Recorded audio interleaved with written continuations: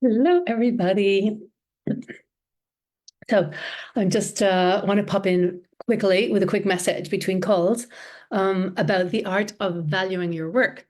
Because if you listened to the replay from the work that Heike did yesterday with me, she facilitated me. It was very powerful.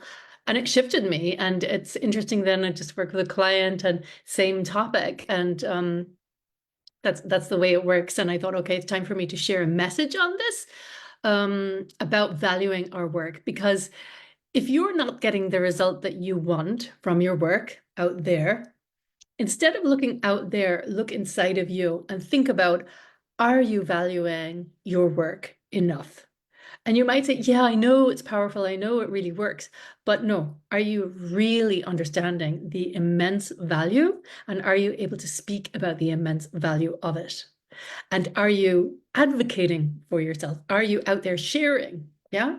Are you sharing and letting people know about it? So there's two things. It's first of all it's really listing, and not only, whatever your work is now, just seeing that as your only asset for the clients that you'll work with, or if you're in a 9 to 5, even for getting a promotion, etc. It's also, so it's looking at what you did before that.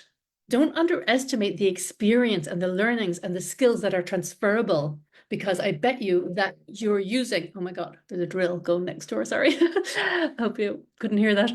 Don't underestimate the experience that you got and that you're using those skills, whatever skills. It might have been resilience. Maybe it was some challenging experience and you had to learn resilience, but list them, write them down and list them, be able to speak about them better, and then share about them.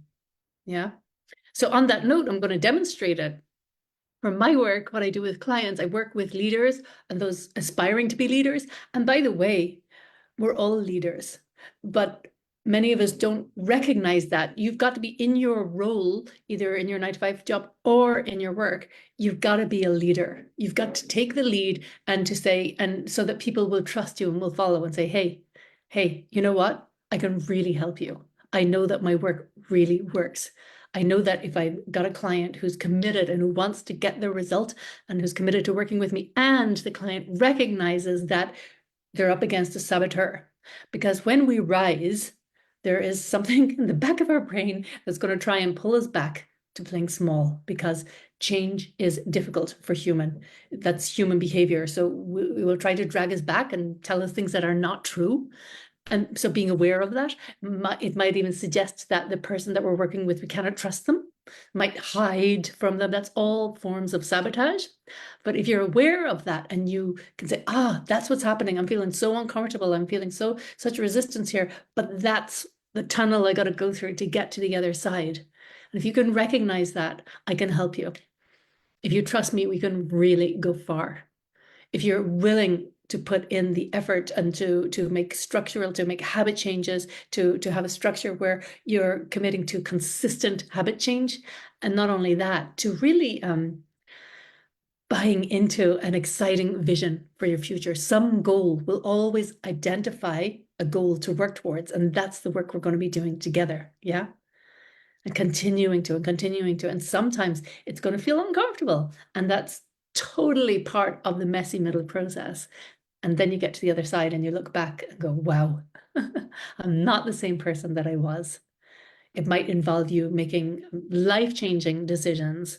I've had clients leave their 9 to 5 or leave their current entrepreneurial role to go for another one because they felt this is what lights me up. And that's the most important thing. You've got to feel fired up about whatever direction you are heading. So if you're not feeling fired up, a good question to ask yourself is, if you really had no limitations, what would you be doing? What would you choose to be doing? If there was no time or financial limitations or any other restrictions, what is your highest desire?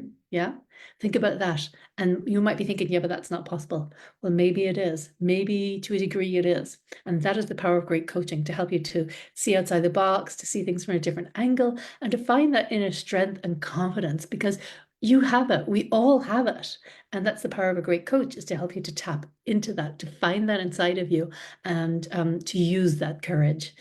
Coaching is super powerful. There's statistics I've seen recently about, I got sent an article 2 days ago about it being 99% effective, but I think 86% is probably more accurate, because also as a coach, you've got to be good at helping the client to see their blind spots and see how they're holding themselves back.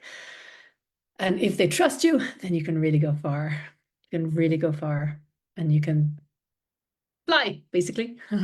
So if you're interested in having a conversation about how I can help you to do that, then message me. I'll put a link below. You can book in, absolutely no obligations. Only book in if you're serious, and we can talk about an existing program I have, or a custom package based on your needs, your budget, your whatever structure that you want to work in. We can chat about all of that, but I would be very committed to bringing you forward.